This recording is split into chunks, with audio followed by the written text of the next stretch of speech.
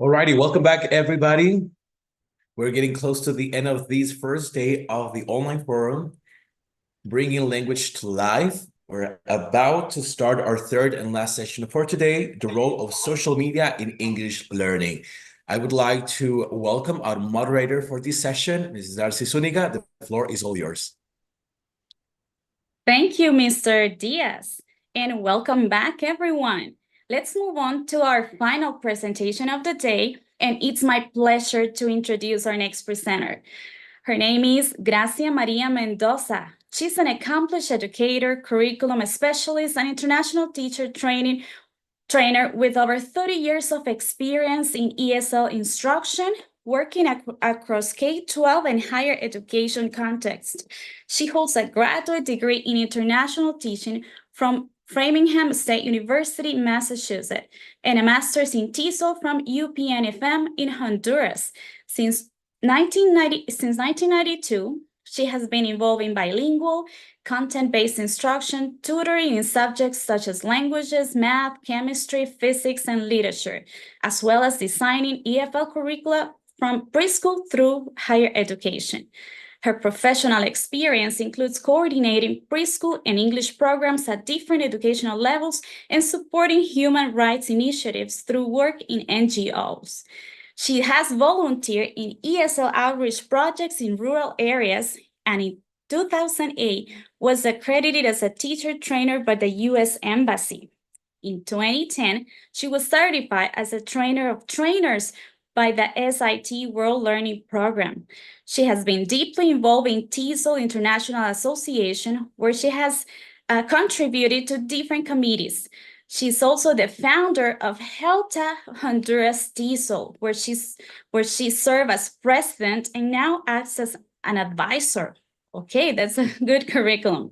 Today, she will talk about the role of social media in English learning, a timely and relevant topic that explores how platforms like TikTok, YouTube, and Instagram are influencing language acquisition, the best online communities for learners, and the pros and cons of informal versus academic English exposure online. Please, if you have any questions, feel free to write them in the chat box. We'll go through them at the end of the presentation. So let's once again, Mrs. Gracia Maria Mendoza. Thank you very much, Darcy, and thank you, Gloria, for the invitation. It's so wonderful to look at so many familiar faces in the Zoom boxes and feel that I am in Honduras for a little bit and be able to share all these experiences from my academic career with you. So it's great to see you all, and it's great to see so many familiar names over there. So I'm going to start sharing my screen. And just like Darcy said, we're going to be talking about the role of social media and some innovation, some best practices, some challenges. Let me see here. There you go. I'm meeting people because it's showing in my screen, and bringing some of this innovation and best practices to the work that you are doing, whether it's as a student teacher learning or whether you are already in the classroom with your learners. And just some disclaimers and some things that I always like to say when I begin a webinar or a training. It's the fact that remember that whatever you are learning, these are things that you need to adapt to your context. Many of the things that as presenters we share are things that we are familiar because of our research, because of the work that we're doing in our own classrooms or in our own work. And when we attend a webinar, when we attend workshops, we need to take the information and think about how does this fit or how does this work in my context? There might be things that work, there might be things that don't work, but you need to reflect on what does your context look like and how does it connect to the learning that you are ready to receive. So think about those things. I also wanted to make sure that we had this learning agreement in mind. And why am I bringing this? I find this to be something that helps us set the stage in our brains to understand and to grasp the new knowledge. And because whenever we learn something, we are sharing and connecting that to the ideas we already have. It's connected to our identities and our own biases, right? We also have opinions about things. And because of our experiences, we have maybe positive or negative opinions. But it's important that if our opinions are different from others, we don't feel that that's a bad thing. And we're going to make sure that we're creating here a safe space where everybody can have opinions and we're going to respect each other's opinions. And whenever we're learning new things, sometimes we're not very comfortable with what we're learning, right? Because this generates new ideas. Again, it links to our identities, our biases, things that we know and we have to unlearn, but we have to channel that discomfort to grow into this new learning. And we need to make sure that everything that we already know, all our background, all our experience is connected to this new knowledge. And then reflect on these things that are happening and how do they link to our own ideologies and ideas. And again, how do they connect to our context? So make sure that you're thinking along those lines with these new learnings. So our agenda for today, we're going to go and talk a little bit about the current landscape of social media in education. I'm sure you are very familiar, and many of the things that I'm going to be saying today will sound familiar to you in many ways. Some of them you are already doing in the classroom, and you're only going to put names to them. And many of the things that we're going to discuss, I want to always think about them in terms of what are the benefits, what are the challenges, because no todo es color de rosa, right? How do we implement this, and what are the best practices that we have seen in the field and from my own experience? I also wanted to include in this process, what does assessment look like? Because we always have this question, because we are thinking about our student outcomes, right? And what is the role of assessment in this social media realm and this social media aspects. And then what I think the future holds, especially when we're thinking and we are experiencing now everything related to artificial intelligence. To make sure that I'm not the only one talking all the time, because a best practice, especially when we are in online environments, is that I speak and do an activity of telling you something for 20 minutes and then I let you think and reflect for another set of minutes. I will make sure that we have interactive tasks for that, and we're going to do different things, one in the breakout room, one in the chat, and one as a reflection. So just so you know what to expect today. For the next hour, it's a short time for a lot of things that I have to say, but we're going to make the best of that. So social media and what we're thinking about the context of social media. It's anything that we use to connect and that has that user interaction, right? And that place where we are sharing information. And when we think about education, it has a connection because teachers are already integrating different forms of technology and different apps and different tools into the classroom. And it can be as informal or as formal as we can think of. And it also depends on the goals and objectives we have in our classroom. Some of the things that we need to keep in mind is that whenever we integrate social media or technology or apps or tools in our classroom, we need to consider two things that I find really important. And some people only focus on digital literacy, how to use the tools. But it's also in our cases as language educators, what's the pedagogical, and that TPACK framework is really important. We're going to talk a little bit about that further along the presentation. But what is the pedagogy behind integrating that technology into the classroom? What is our intention from a pedagogical stance? So it's not only learning how to use the tool, but it's learning how to use the tool in order to achieve the outcomes and the goals of our classes. And also the fact that we are using real-time communication channels, right? And how do we make sure that we are engaging our learners into that setting and into that context? So when we think about the landscape and this, when you look at the statistics, take them as statistics that come from different sources like Taylor Francis, Oxford University, and different outlets and journals. But these that are not the absolute truth. We can contest these statistics. For the purpose of this session, the statistics are really relevant in terms of who is using social media? What are the purposes social media is being used for? What are the predictions for 2027 in terms of the people who are going to be online? What is the impact on the environment? And what are students saying about online learning, right? And where are institutions going? And also thinking about What are the concerns, especially when we think about young learners or high school students? And then how do we navigate those complexities? So there are many nuances and complexities that we need to think about, but we need to consider what is the best. Again, what is the best for my context and how does this look like in my context? If you think about these statistics, it gives us like a very positive outlook and tells us, oh, it's so good to do online education. Let's run with it. But consider, for example, in Honduras, from the studies that have come out from the National Observatory that is hosted in the Universidad Pedagógica, we know that like 3 or 4 years ago, they had this study where they said that 67% of learners in our country do not have access to a stable internet connection. So when you think of that and you say, how do I integrate technology? How do I integrate social media? So I need to analyze my context and understand, do my students get access to technology? Do my students get access to devices? Now, it doesn't mean that because they don't have access, we don't expose them to the learning. We do, but we need to be creative and find the ways in which we do that. So that's why I say when we look at these statistics, let's be careful and think about what this statistic look in our context and what do they reflect for us in the classroom where we are teaching. So let's talk about TikTok. And there are 4 platforms that we're going to discuss today. TikTok. I find TikTok to be an interesting place. I'm not, I can say that I watch reels from TikTok that I receive. I'm not a very good user of TikTok yet. And I'm going to say yet because I don't know what happens in the future, right? But what I have seen and what I have experienced from teachers that are using TikTok for learning is that the benefit of TikTok is that it creates this short form of videos. And the fact that these are short videos, it's a good thing because before the pandemic, we already had issues with attention span. After the pandemic, because of all the online learning, the attention span has decreased even more.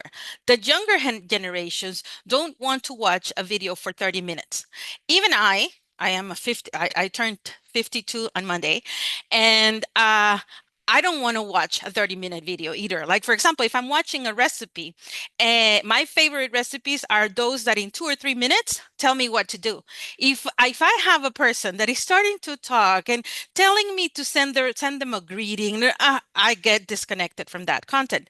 So that's the benefit of TikTok. The reels are very short, and then the exposure to the content, to the authentic language, to a cultural context from somebody who is anywhere in the world provides this space where the learners become engaged with content. I have seen teachers create their own TikTok channels and make use of the tool to enhance vocabulary, to develop certain language skills, to promote conversation. So and I will, if you send me a message, I will share this presentation with you, or I can share it with the team so that you can follow the links. And I linked here 25 teachers you should be following on TikTok, because there's 2 things. You can create your own content, but there are also people who have already created content. So, para que inventar el agua caliente, right? If somebody already did it for you, the only thing you need to do is make sure you're vetting it.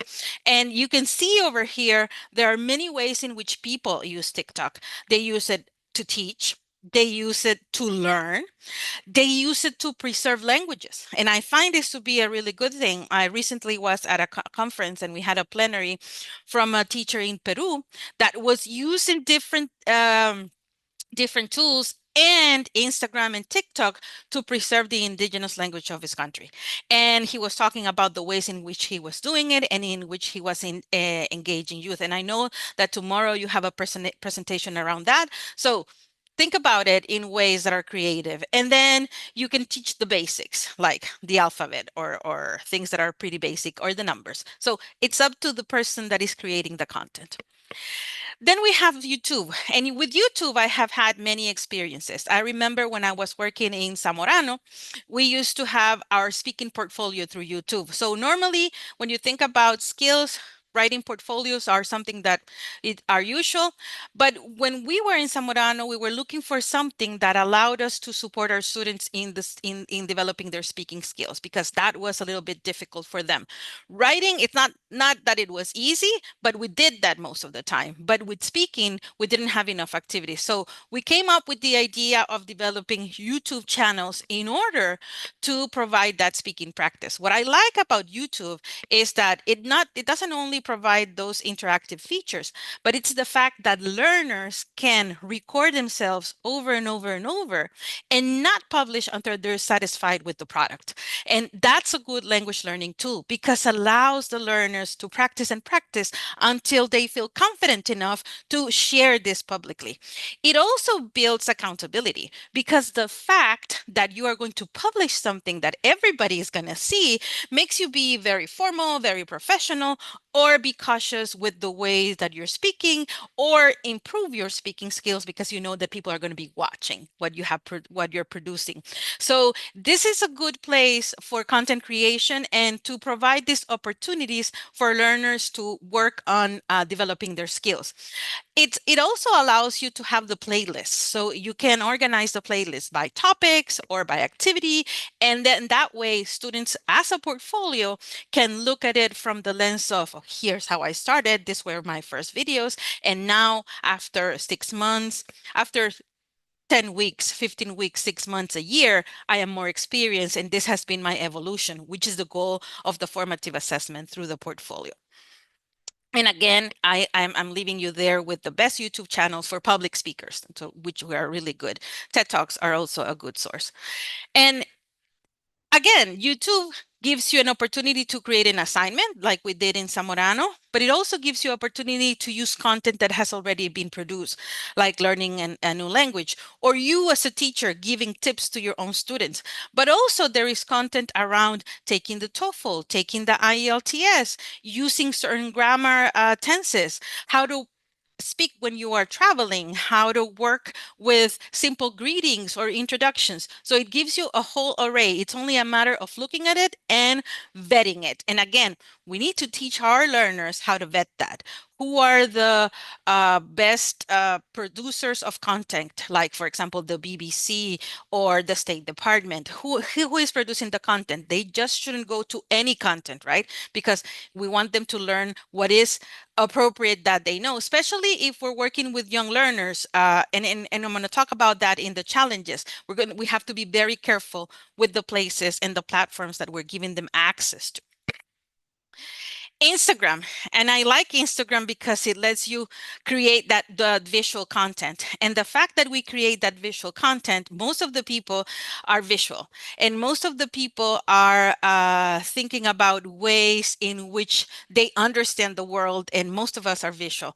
But it also lets you tell a story through pictures. And that helps you with storyboards or storytelling. And like TikTok, it's very short. It's not something long. It doesn't have to be 30 minutes. In 2 to 3 minutes, you tell your story and you convey your message. But it also is helpful because you create content to explain grammar or to build vocabulary, but especially to build a community. And that's what we want when we're working with our students in the classroom, build community around language learning. I think I'm okay with the time. I'm moving along. I'm checking my watch. So again, just like the other platforms, this one even gives you a tutorial on how to use Instagram for language learning. And what are the stories that you can upload, examples of stories you can upload in Instagram. And I have seen tutorials for many things, for storytelling, for developing your own brand, for language, for organizations. There are many organizations that have an Instagram account and they have their brand over there on Instagram and they use it to promote their events. So you can use it and you can create your space, but you can also use what is already there. And you make sure that you are vetting it. Facebook groups. And with this one, I also have a lot of experience because we have worked, again, in Zamorano, we did a lot of work to make sure our students are engaged. In Zamorano, students don't take a lot of English classes. It's only 3 hours a week, and it has been that like that for many, many, many years. So the level of exposure to the language is quite low in the classroom. And what we wanted to do is to make sure that we were engaging them outside of the classroom. And we did many activities in our Facebook groups, and that included multi-level language connections. So we paired beginners with advanced, with intermediate students, and there was an interaction there. We were able to develop all language skills, and we created articles, projects. We even made connections with other universities outside of Honduras and built those learning communities. It's mostly accessible if people have Facebook groups. Now, new generations are more on Instagram and on TikTok. Facebook, my sons say, Facebook es de viejitos, right? So I am in that generation. So what we need to do is make sure that we're engaging our learners in the platforms where they feel more according to their generation. But I think Facebook groups provides a good space for these conversations. I wrote an article on the research we did on Facebook, and it's in a book called Teaching English Reflectively with Technology. This book was published back in 2019. It has many articles on integrating technology, and you're going to find if you download the book I'm going to share the site also. If you download the book, you can have access to many articles even related to chatbots, which is something connected to AI. So, back in 2019, we were talking about AI already.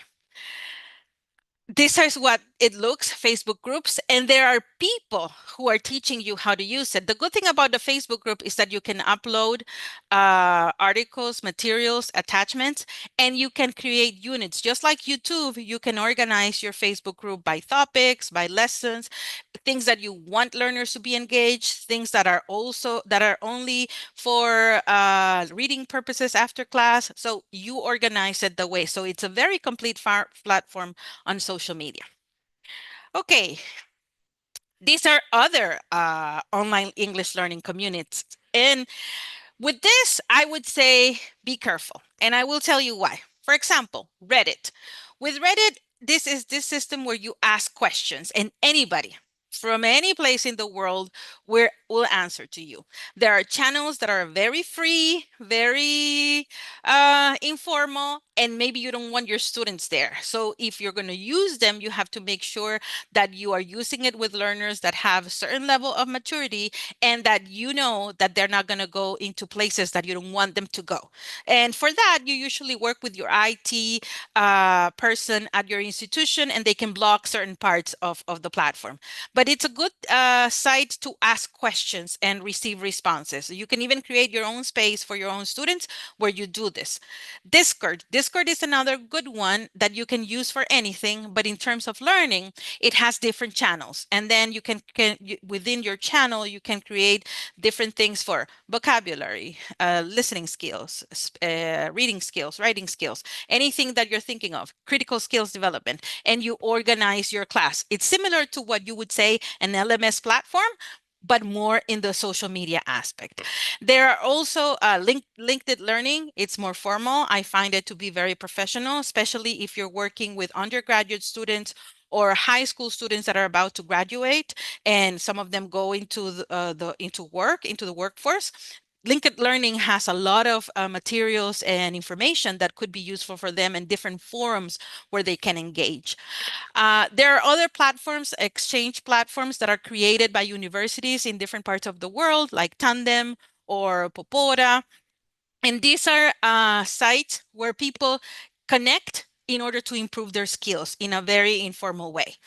And then WhatsApp, which is a good system when we're especially in places where there is low bandwidth. I have attended and delivered sessions on WhatsApp for students in Latin America, but I have seen the experience of communities in Africa, for example, that are organizations that hold their whole conferences through WhatsApp, and the level of engagement is incredible. And the good thing about WhatsApp, and we found this during the pandemic, is that it supports low bandwidth areas because it doesn't need a lot of resources and you can send send visuals, you can send articles, and now they have created that now you can not only send the audio, but now you can record yourself through 2-minute videos speaking about a topic. So the presenter could share their speaking bubble, and then that's how you hold your presentation. So as you can see, there's an array of things that you can do with social media and platforms in education.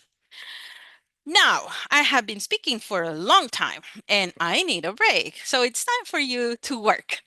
What do I want you to do? In the next 10 minutes, we're going to send you to breakout rooms.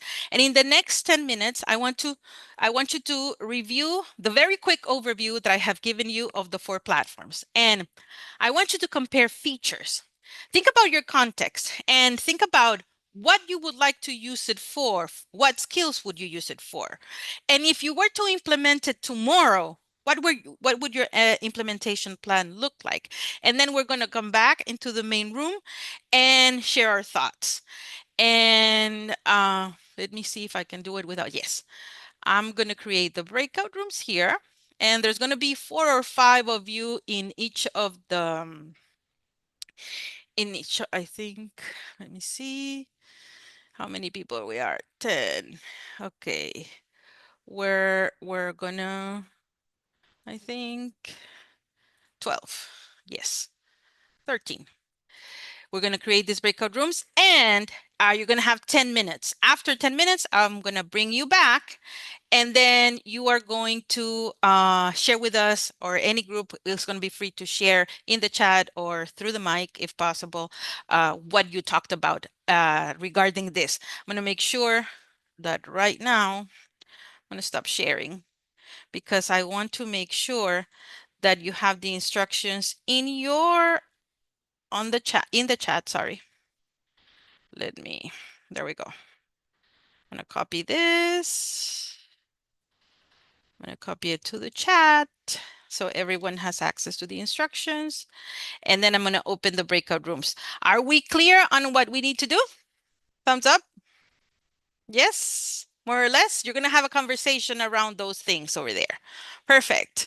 Okay, so 1, 2, 3, create the breakout rooms. You should get a notification now.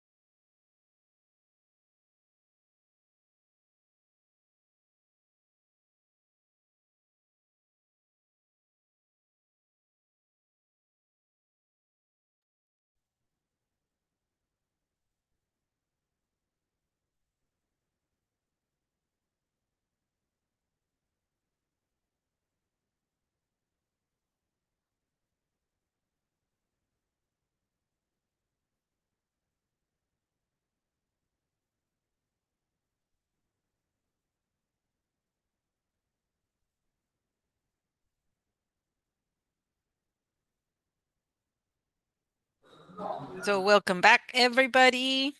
I hope you had good conversations in 10 minutes. 10 minutes, I know it's not enough, but yes, I know. But you can at least talk about one thing or two. So, who is the courageous person that is going to share one or two things of what they talked about? And we're going to give a chance to one or two people, and then others can share in the chat as well, and keep that information going there. So, somebody that is courageous and wants to open their mic.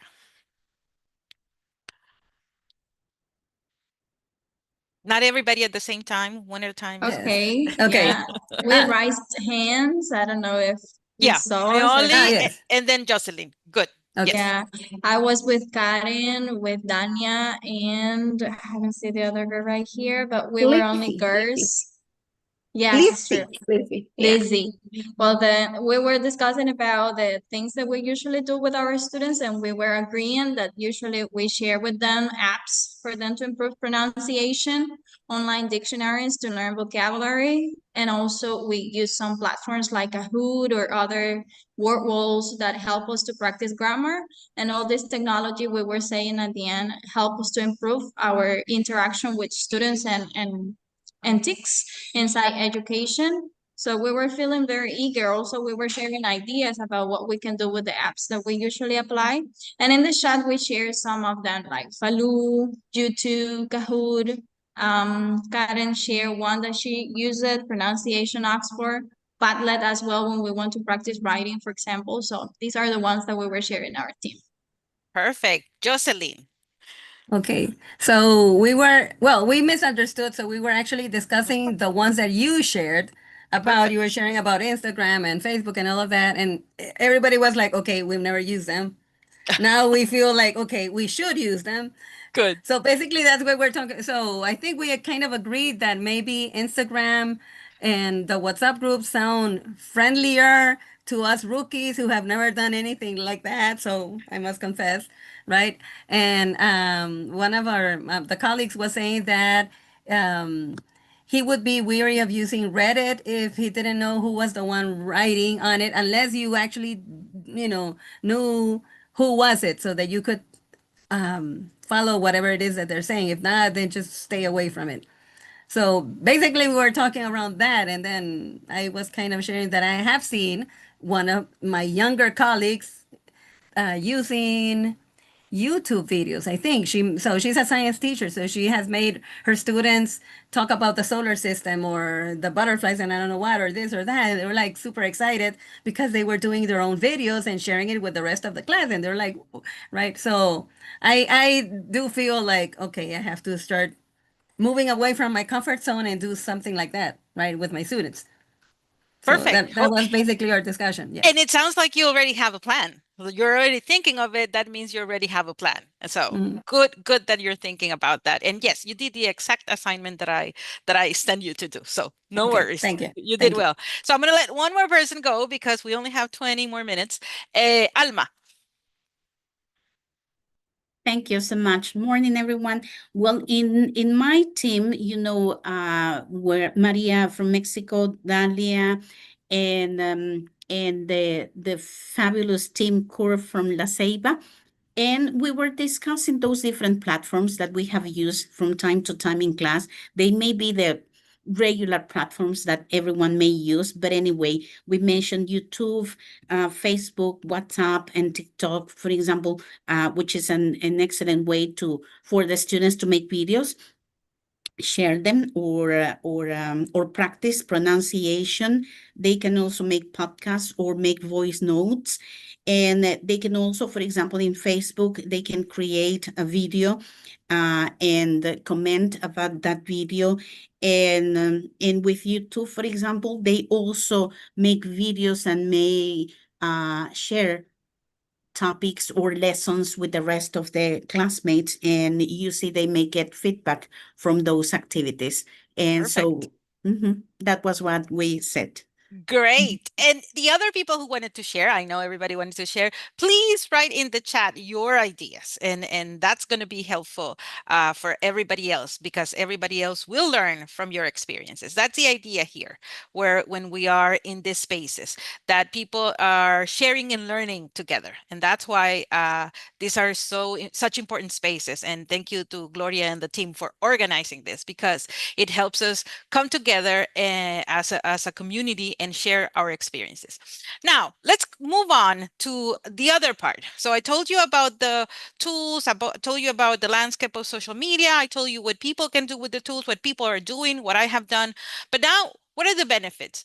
Well, it could be, not necessarily, but we're thinking that if we're online, we have 24/7 learning accessibility. That means learners can learn in their own time, asynchronously or synchronously.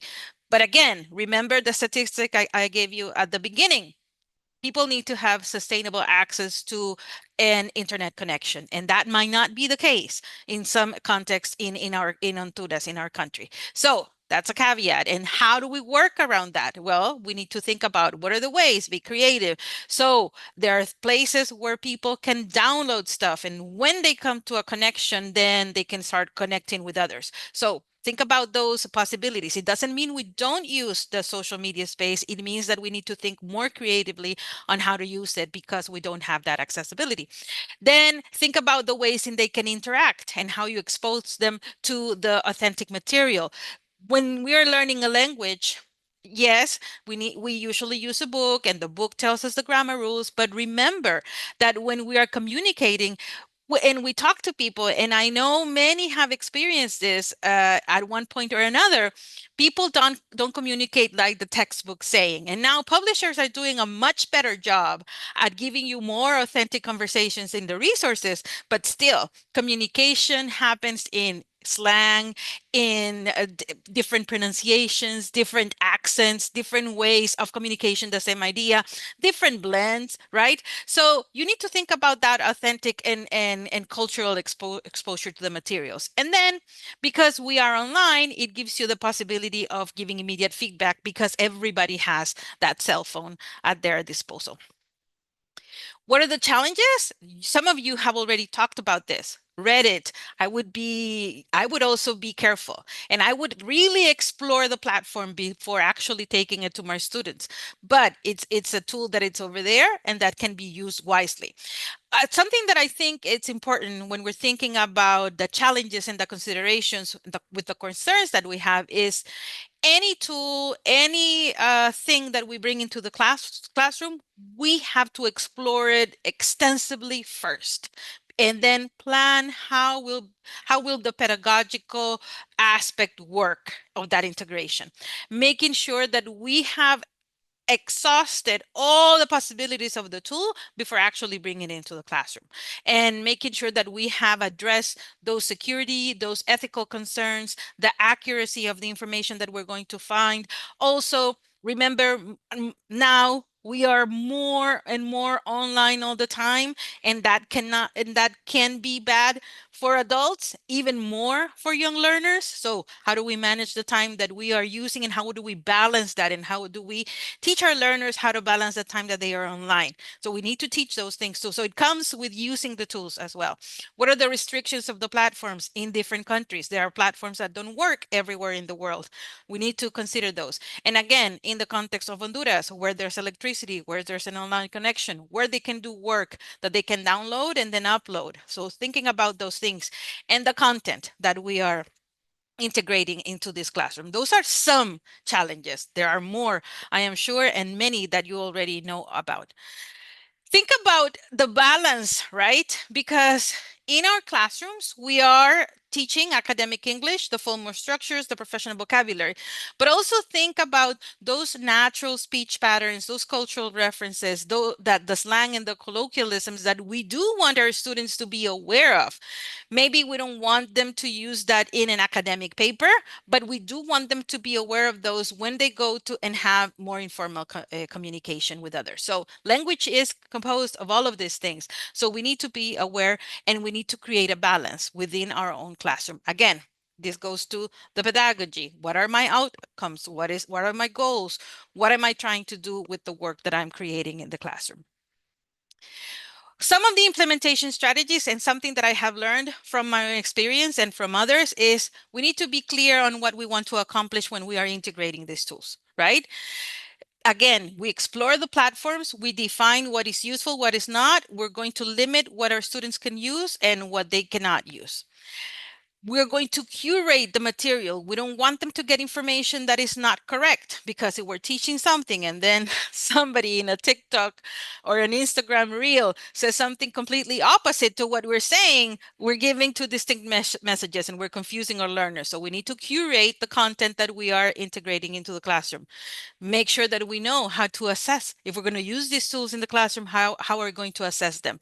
And what are going to be the guidelines of our students using the tools, managing their time in the tool, and what are they going to accomplish when they do this? Remember that TPACK framework.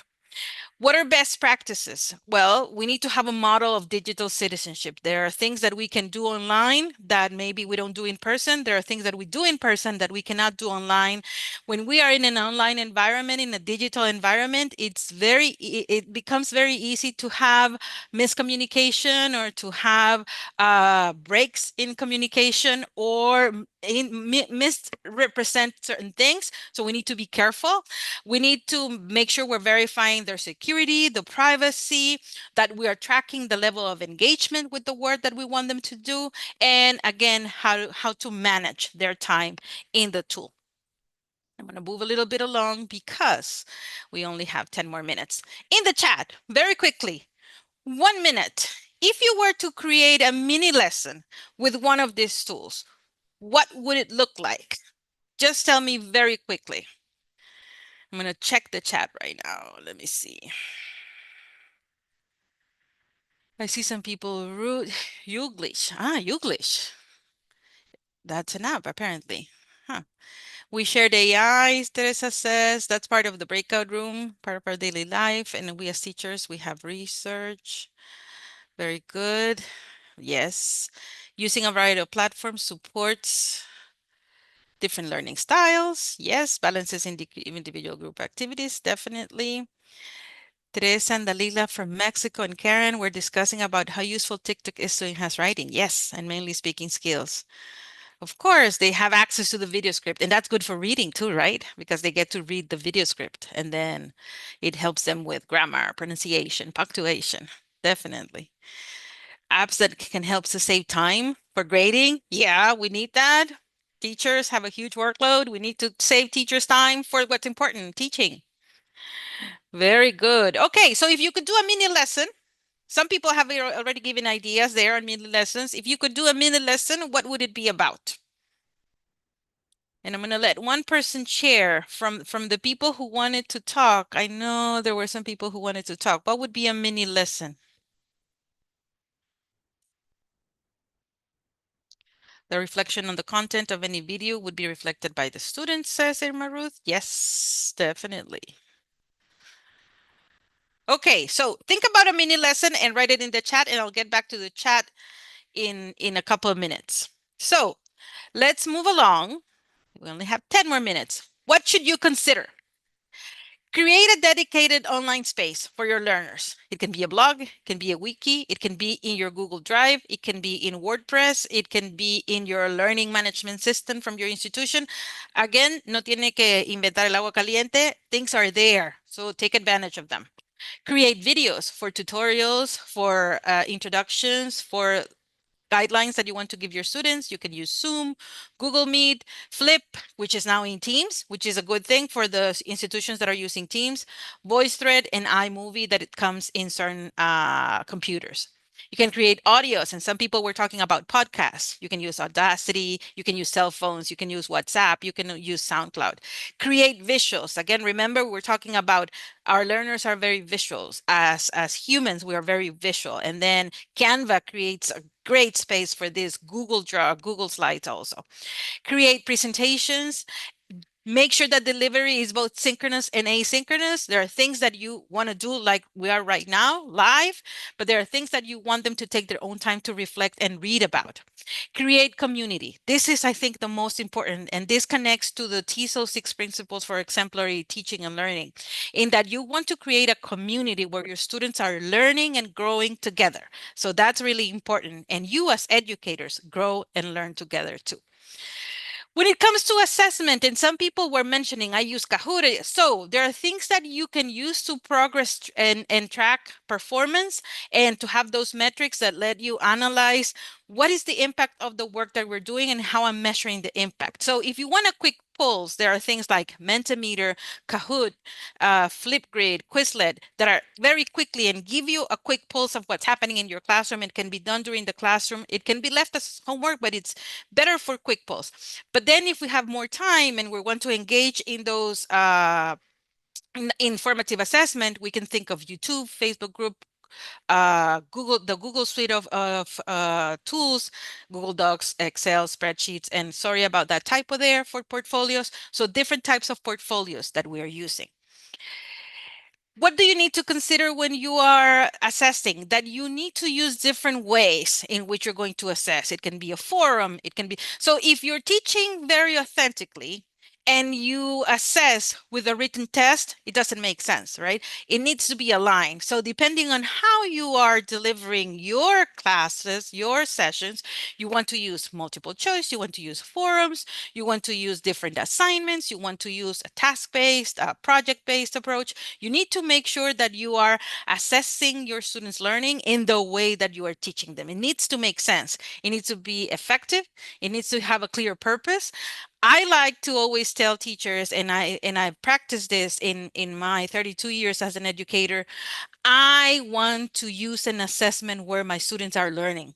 So I'm not only determining their progress and tracking their performance, I am making sure that they are learning. I want to make sure that it's guiding my teaching process, yes, but I'm giving them an area to notice where they need to improve, and also that they have learned something new through the assessment as well. So that's key, and that makes for an assessment that is really valuable for the learner, and the learner really wants to engage with their assessments. What does the future hold in terms of social media in ELT? We're going to be integrating more AI, so we need to become more digitally savvy and literate in AI.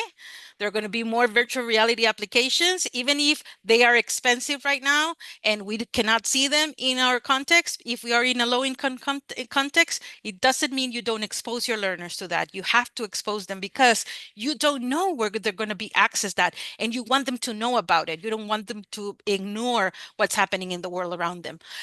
Gamification will be enhanced and is being enhanced by AI. So the concept of using the pieces of game-based learning to gamify your classroom, that is going to be continue to be enhanced. Cross-platform learning, we're going to be connecting from different parts of the world. Remember the statistics? More higher education institutions are creating online programs. That means that schools might go into that path soon enough. And then mobile-first approaches. So a lot of phones, a lot of iPads, a lot of things that are not necessarily the computer on your desk or only the laptop. So there are many tools out there. And that's, I think, what the future holds. And we need to become literate in that, and then think about what is the integration to my pedagogy in the classroom. So I want you to think about this. And your last exercise is going to be on your own, and it's going to be about reflecting. How will integrating this into my lesson is going to enhance learning? What are my specific objectives? And how I'm going to measure success when I integrate this into my lesson? What are the support systems I need? What are the things that I need to know and be aware of? How will privacy and security be maintained? These are some questions that can guide your implementation when you think about that. And be sure to explore this TPACK framework, because it tells you about how do you integrate technology in a way that really connects and links to the pedagogy. It's not only about learning to use the tool, it's about what is the purpose of the tool within my teaching and learning process in the classroom. This is our interactive activity number 3, and this is on your own. So take a picture so that you can do it on your own for your own reflection as you move along and complete these 2 days of training.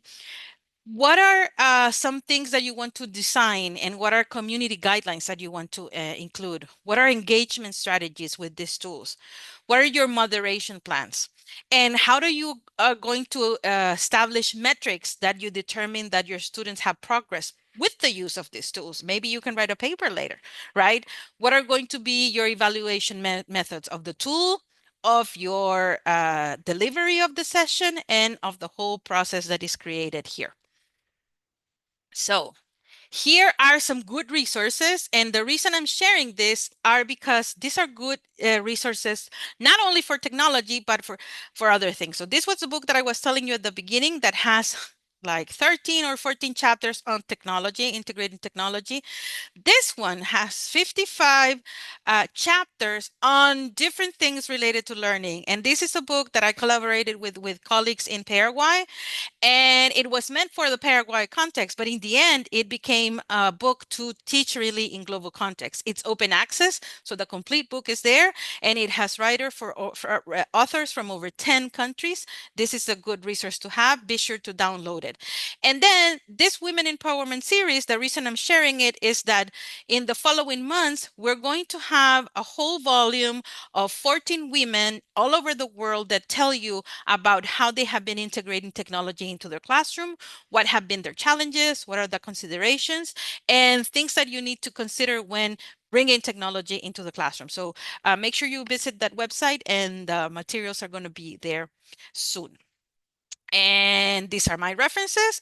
Many of these are open access, so make sure you explore them. This is research around, this is part of the research that I was talking to you about, so explore it more carefully.